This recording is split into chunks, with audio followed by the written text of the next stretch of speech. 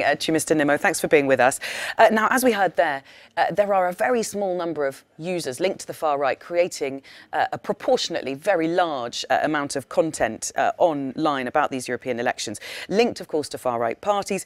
Do you see this as part of a coordinated campaign? It's probably not coordinated from one country to the next, but it's almost certainly coordinated within each country. And what you'll get typically is small groups of people who want to make themselves look big online will coordinate an action. They'll push it very, very hard. But jumping across borders and across language groups is rather less likely.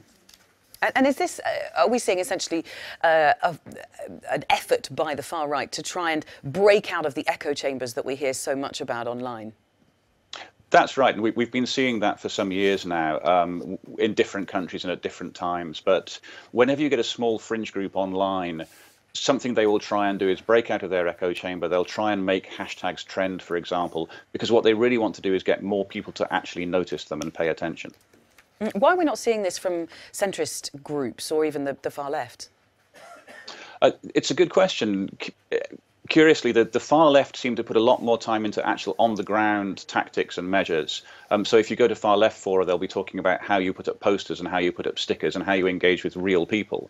Whereas on the far right, there seems to be a fear of actually going out into the real world and engaging with real people. So this seems to be more of a far right phenomenon. And the centrist parties tend to be larger. They tend to have many more ways of reaching people.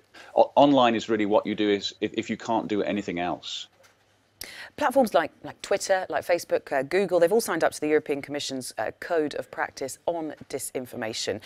That's meant to try and limit the interference of users like this in elections. Is it working?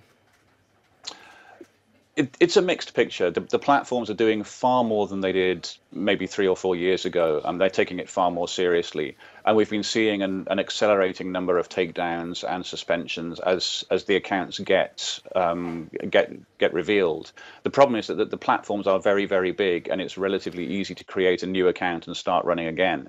So it's a game of cat and mouse. And just lastly, what advice would you give to internet users, voters, as they try and do some research before those EU parliamentary elections? How should they look out for fake news?